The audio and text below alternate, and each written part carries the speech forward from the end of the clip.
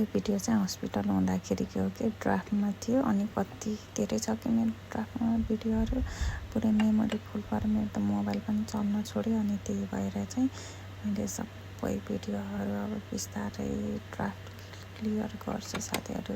यो चाहिँ हस्पिटलको खाना हेर्ने यस्तो यस्तो थियो के गर्ने अब नेपालमा भएको भए सुत्केरीले यो खाना हुन्न त्यो खाना हुन्न यस्तो हुन्छ उस्तो हुन्छ भनेर भन्थे। अब यहाँ चाहिँ यस्तो चाहिँ सुत्केरी हुने बित्तिकै हुन त यो भोलिपल्ट हो म बाबु बेलुका जन्मेको थियो नि त अनि त्यही भएर भोलिपल्टको खाना हो। यस्तो यस्तो हुन्छ नेपालमा भएको भए आमामामा यो खाना हुन्न र त्यो खाना हुन्न बच्चालाई यस्तो हुन्छ र उस्तो हुन्छ भन्थे। अब यहाँ त के गर्ने यस्तो छ नियमअनुसार अनि त्यही भएर नि अनि टन्नले खाइयो।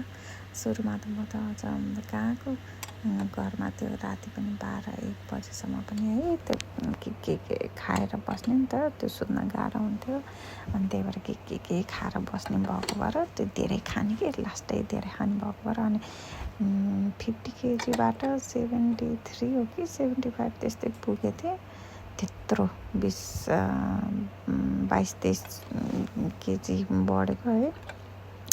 अनि डक्टरले पनि पछि त मलाई ओभर वेट भयो अब खाना कन्ट्रोल गर भनेर भन्यो अनि म त गर्दैन खाने कि जहिले पनि त्यस्तै भन्थ्यो।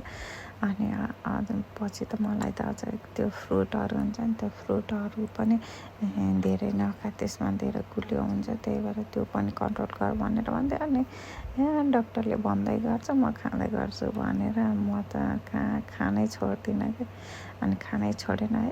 अनि वेट त खतरा थियो कि तिनीहरू मान्छेहरू तर्स्यो होला सायद मेरो म देखेर है।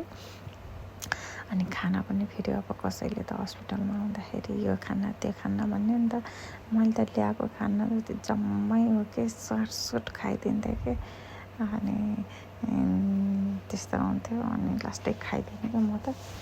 अनि कस्तो गाह्रो भयो त्यति बेला म त हस्पिटलमा आउँदाखेरि त कहिले घर हमला जस्तो भएको थियो। जस सुविधा त सुविधा थियो तर भए पनि मलाई आफू भने फर्स्ट प्रेग्नेन्सी होइन र पनि है सेकेन्ड हो र पनि मलाई फेरि किन घरमै आएदेखि छिटो आनन्दले बस्नुहुन्थ्यो जस्तो हो कि कस्तो भयो कि किनभने त्यो रातिमा चाहिँ त्यो बच्चालाई आफैले उस गर्नुपर्ने भएको भएर हुन त तिनीहरूले फेरि मलाई चाहिँ तँलाई गाह्रो बच्यो कि छैन भनेर सोध्न पनि कति सोधिरहेको थियो कि अब अरूहरूलाई त कतिजनालाई त अब त्यस्तो गरे छैन भनेर भन्थ्यो है।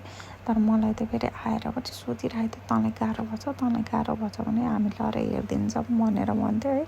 अनि फेरि मलाई फेरि एकचोटि चाहिँ मैले त्यो बच्चाहरू रोइरहेको देखेबाट चाहिँ म आफैलाई पठाउनै मन नलागेको के सक्यो पनि नसक्यो पनि म आफै हेर्छु भनेर आफैले हेरेर बसेको थिएँ। अनि रातिको 12-1 बजे पनि आएर सोधिरहेको थियो कि तँलाई गाह्रो भएको छ भने हामी लएर हेरिदिन्छौँ केही हुन्न त्यस्तो अप्ठ्यारो मान्नु पर्दैन भनेर भन्थ्यो कि। अनि त्यसपछि चाहिँ अनि मलाई फेरि यो घर आउनुभन्दा अघिल्लो दिनमा खाना खाएपछि चाहिँ मेरो बडी कस्तो एलर्जी भएको थियो कि अनि त्यस्तो एलर्जी हुँदाखेरि अरू दिनमा त देखेको थिएँ नि त्यो दिनमा फेरि एउटा नर्स आएको थियो कि यस्तो कमेडी के आफूलाई हाँस्न भएन है के भनेर हँसाउने कि मलाई त यस्तो है उस्तो है भनेर पुरा कस्तो हँसाउने। अनि त्यति बेला चाहिँ अनि बडीमा त्यस्तो भएको थियो अनि के भएको कस्तो भएको भनेर के भन्थ्यो। अनि अब पुरै त मलाई भाषा एकदम राम्रोसँग हुँदै आउन नि त भाषै नआउने।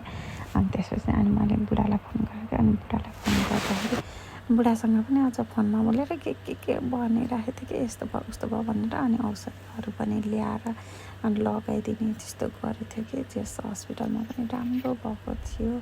यो चाहिँ हस्पिटलको भिडियो।